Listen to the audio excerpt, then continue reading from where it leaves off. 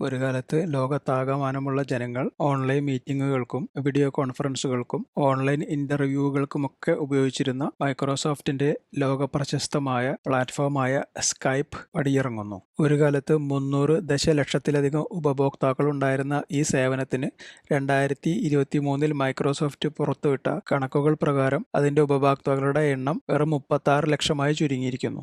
Skype വന്ന് ഒരുപാട് കാലത്തിന് ശേഷം വന്ന സൂം, ഗൂഗിൾ മീറ്റ്, മൈക്രോസോഫ്റ്റിന്റെ തന്നെ ടീംസ് എന്നീ പ്ലാറ്റ്ഫോമുകളിലുണ്ടായ അഭൂതപൂർവമായ വളർച്ചയാണ് സ്കൈപ്പിനെ തളർത്തിയത്. ഈ വരുന്ന മെയ് മാസത്തിൽ സ്കൈപ്പിന്റെ സേവനം നിർത്തലാക്കുമെന്നും നിലവിലുള്ള ഉപഭോക്താക്കൾക്ക് അവരുടെ സ്കൈപ്പ് അക്കൗണ്ട് ഉപയോഗിച്ച് മൈക്രോസോഫ്റ്റിന്റെ തന്നെ ടീംസിൽ ലോഗിൻ ചെയ്ത് തുടർന്നും സേവനങ്ങൾ ഉപയോഗിക്കാമെന്നും മൈക്രോസോഫ്റ്റ് അറിയിച്ചിട്ടുണ്ട്. ഇനി ഒരു കാലത്ത് വളരെ പ്രശസ്തിയാർജിച്ചതും സർവ്വവ്യാപിയായിരുന്നതും എന്നാൽ ഇപ്പോൾ കാലഹരണപ്പെട്ടതുമായ സോഫ്റ്റ്വെയറുകളും ഡിവൈസുകളും ഏതൊക്കെയാണെന്ന് നമുക്കൊന്ന് പരിശോധിക്കാം. ഒരുപാട് കാലത്തെ ഒന്നും പഴക്കമില്ലാത്തതും ഉപയോഗിച്ചവരാരും തന്നെ മറന്നു കാണാത്തതുമായ നമ്മുടെ പഴയ ഓഡിയോ കാസറ്റുകൾ, വീഡിയോ കാസറ്റുകൾ, അതിനുശേഷം വന്ന CD-കൾ, ഫ്ലോപ്പി ഡിസ്കുകൾ, MP3 പ്ലെയറുകൾ എന്നിവയെല്ലാം ഇന്നത്തെ പുതിയ തലമുറയ്ക്ക് ഒരു അത്ഭുതമായി തോന്നാം. ഏകദേശം 1.5 നൂറ്റാണ്ടിന് മുമ്പായിരുന്നു ആദ്യത്തെ ടെലിഫോൺ കോൾ വിജയകരമായി പൂർത്തിയാക്കിയത്. അതായത് 1876. അതിനുശേഷം വന്ന കാലങ്ങളിൽ ഒരുപാട് മാറ്റങ്ങൾക്ക് വിധേയമായി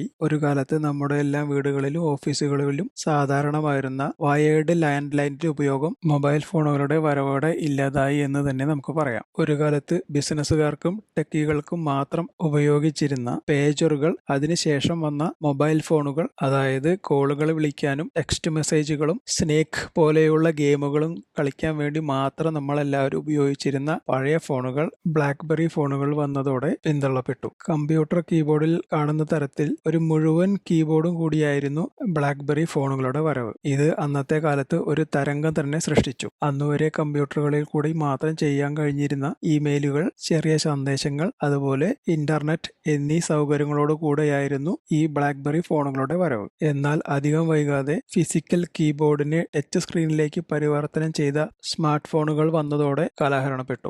ഇന്ന് നമുക്ക് നമ്മുടെ കൈവെള്ളയിൽ ഒതുങ്ങുന്ന അല്ലെങ്കിൽ പോക്കറ്റിൽ ഒതുങ്ങുന്ന ഈ സ്മാർട്ട് ഫോൺ കൊണ്ട് കമ്പ്യൂട്ടറിൽ ഇരുന്ന് ചെയ്യാൻ കഴിയുന്ന എല്ലാ ജോലികളും സേവനങ്ങളും നമുക്ക് ഈ കൊച്ചു സ്മാർട്ട് ഫോണിൽ കൂടി, അത് യാത്രയിലാണെങ്കിൽ പോലും ചെയ്യാമെന്നായി. ചുരുക്കി പറഞ്ഞാൽ സ്മാർട്ട് ഫോണുകളുടെ വരവോടുകൂടി ലോകം തന്നെ നമ്മുടെ കൈവെള്ളയിൽ ഒതുങ്ങുന്ന തരത്തിലായി. ലോകത്തെ എവിടെയുള്ളവരുമായും നമുക്ക് ആശയവിനിമയം നടത്തുന്നതിനോ വാർത്തകൾ അറിയുന്നതിനോ ഇനി ഒരു പാട്ട് കേൾക്കുന്നതിനോ ഒരു സിനിമ കാണുന്നതിനോ എന്തിനെയെങ്കിലും കുറിച്ച് അന്വേഷിച്ച് അറിയുന്നതിനോ പഠിക്കുന്നതിനോ ഇനിയൊരു ഫ്ലൈറ്റ് ബുക്ക് ചെയ്യുന്നതിനോ കാലാവസ്ഥയെക്കുറിച്ചോ എന്ന് വേണ്ട സകലതിനും നമ്മൾ ഇന്ന് ആശ്രയിക്കുന്നത് ഈ സ്മാർട്ട് ഫോണുകളെയാണ്. ഇന്ന് സ്മാർട്ട് ഫോണുകൾ ഉപയോഗിക്കുന്ന എത്ര പേർക്ക് അത് വേണ്ടെന്ന് വെക്കാൻ കഴിയും? അതിശയിക്കേണ്ട. ഞാനും നിങ്ങളടക്കമുള്ള ആർക്കും അതിന് ഇനി കഴിഞ്ഞു എന്ന് വരില്ല. അത്രത്തോളം നമ്മൾ ഓരോരുത്തരോടുമായും ഈ സ്മാർട്ട് ഫോൺ ഇഴുകി ചേർന്നിരിക്കുന്നു. ഇത്രയൊക്കെ സൗകര്യങ്ങളുടെ നടുവിലാണ് നാം ഇന്ന് ജീവിക്കുന്നതെങ്കിലും ഈ സൗകര്യങ്ങൾ ഉപയോഗിക്കുന്നതിനു പകരം ദുരുപയോഗം ചെയ്യാനുള്ള വാസന നമുക്ക് തന്നെ ദോഷം ചെയ്യുമെന്ന കാര്യത്തിൽ